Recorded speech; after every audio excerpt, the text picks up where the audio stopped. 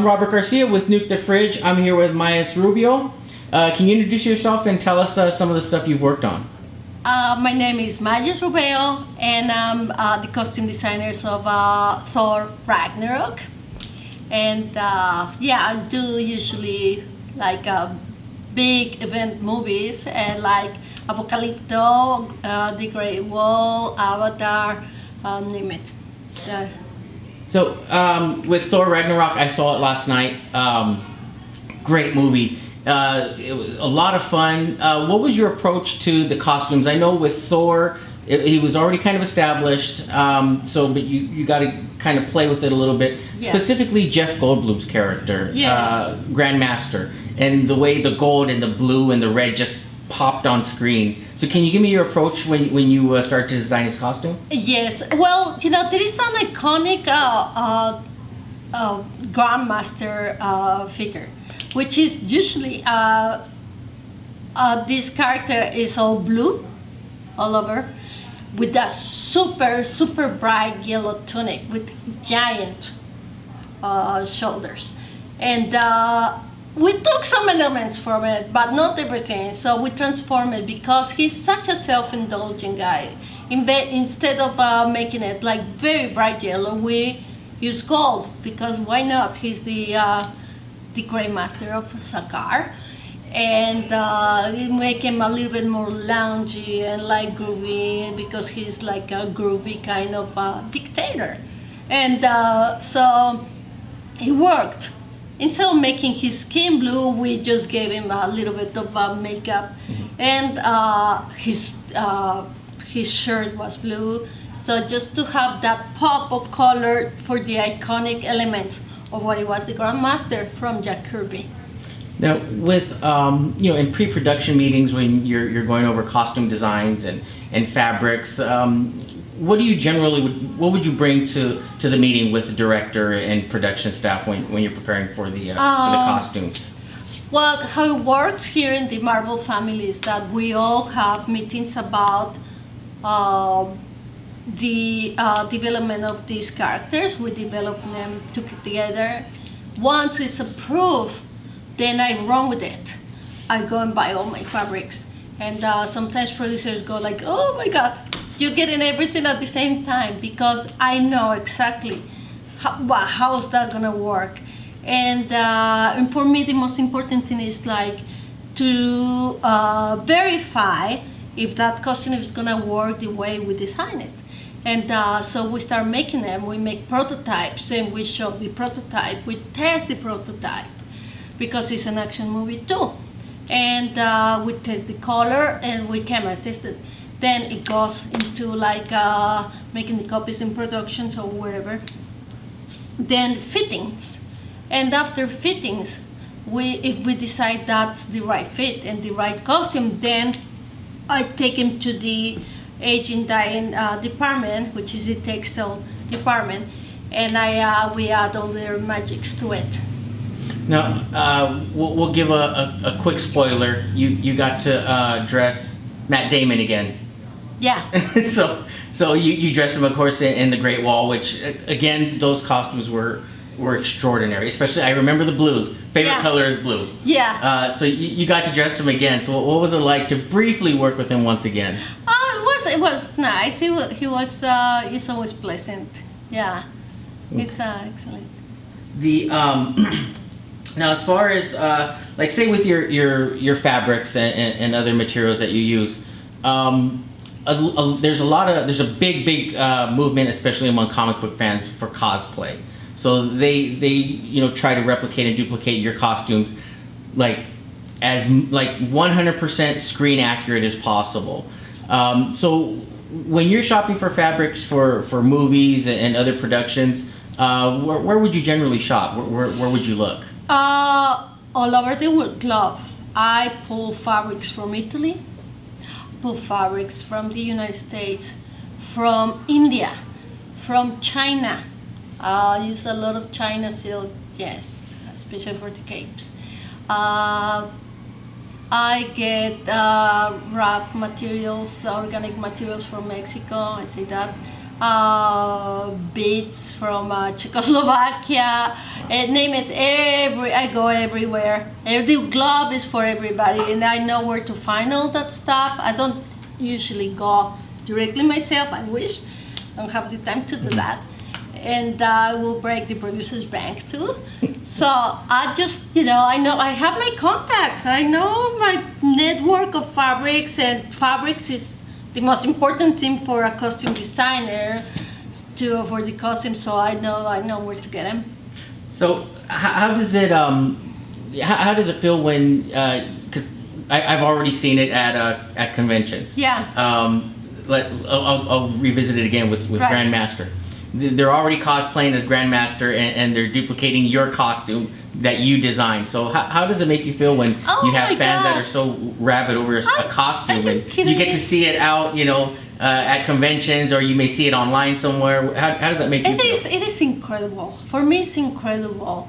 I am so happy about it. I got to do a Comic-Con panel once, and where my assignment was also to give the prizes to the cosplay people, and it was amazing. It's like those cosplay costume designers are so skilled.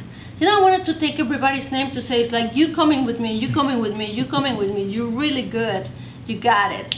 So, and also of course, people don't have the same means of us costume designers were making movies all the time. They usually make them in their own garage or in their own living room.